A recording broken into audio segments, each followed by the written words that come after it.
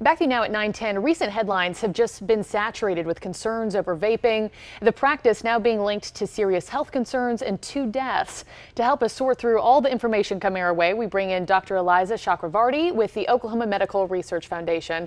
It's so good to see you again. Good morning. Here in studio. How have you been? Very well, thank you. Busy. Let's begin with the 2 deaths, the most recent. Marijuana was found in the latest device. From everything that you know and what you're seeing, do you think this really is a case of vaping is dangerous, or are these cases of people are using the device incorrectly? I think that's a great question. So it really is a lot more a function of the latter. The ingredients in commercially produced vapes have not changed substantially recently, but what's been happening is that people have been putting adulterating their own vaping cartridges or buying sort of off-market products that have much less testing and much less supervision in what's in them, and we think that it's those products that are most associated with the very severe pulmonary conditions. And we have touted vaping for so long as the healthier alternative to smoking. Is that actually the case? Do we know long-term effects just yet? We have no idea what the long-term effects of vaping are. So in some ways, vaping is healthier because you're not having the carcinogens of the burning of the product that's going directly into your lungs. But we're still putting things into people's lungs that aren't supposed to be in people's lungs. And so, if you think about the lungs are an upside down tree. And so the trunk is what you see first, and then it goes down to the leaves. And the leaves at the very bottom of the lungs are very, very fragile because they're responsible for exchanging gases.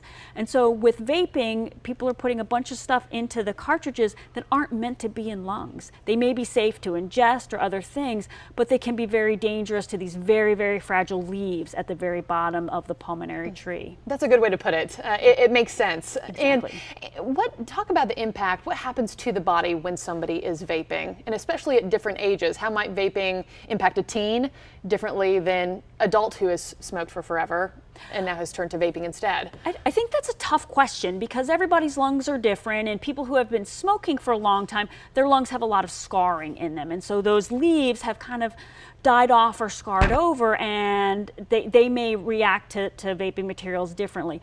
I think part of the problem is that it's often the younger people who are using marijuana and vapes and other things, and so we don't know how much of it is based on age and development of the respiratory tree versus the age of people who just happen to be using different vaping products. So have you been surprised by all the headlines recently? More than 200 hospitalizations possibly linked, 2 deaths linked. Does that surprise you at all? Not really. I think it's an interesting combination of the rise of vaping and then the rise of medical and recreational marijuana, and that people are mixing the two in ways that may be very dangerous, particularly to susceptible respiratory tissue. So what's your piece of advice to people who do want to continue vaping? They know that it's better than your traditional cigarette is. Right. How do they go about making sure that they're doing it in the healthiest way possible? Well, first, vaping is in some ways safer than cigarettes, but it's not safe.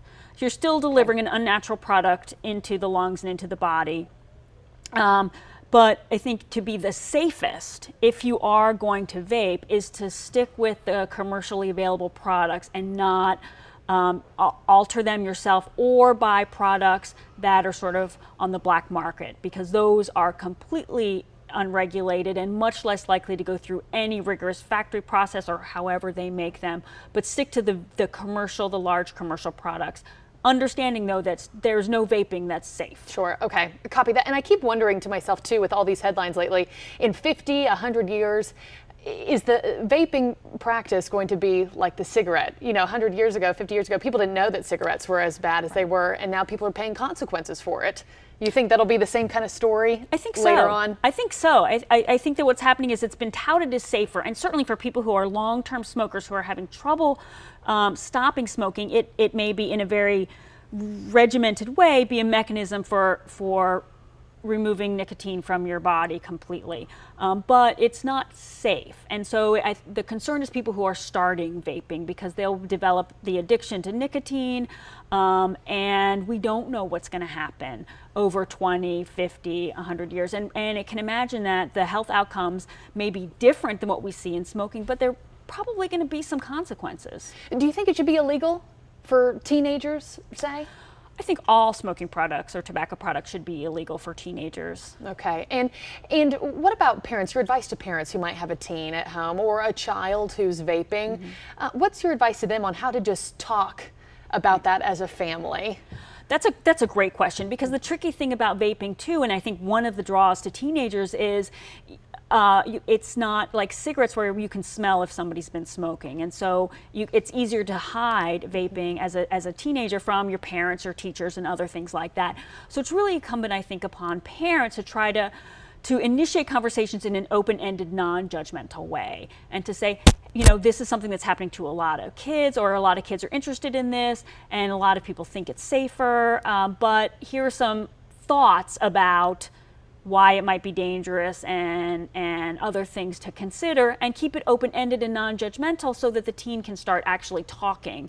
And I think dialogue, open-ended and non-judgmental dialogue, may be more effective than just, you may not do this, forbidding, because then it makes it kind of a little bit more attractive. Yeah, and just present the facts that we've been given so far. And I know you just said you're not surprised by this recent surge in hospitalizations and people having issues from vaping, but why all of a sudden this surge? I feel like we've been, or people have been vaping for years now, but really this year all of a sudden you have this major influx of problems linked to it. Why all of a sudden, do you think? I think it's because people are starting to use more and more the black market vaping products and experiment and change the products themselves so that there are oils and there are solvents and there are other things contained in these products that are just not meant to be for lungs.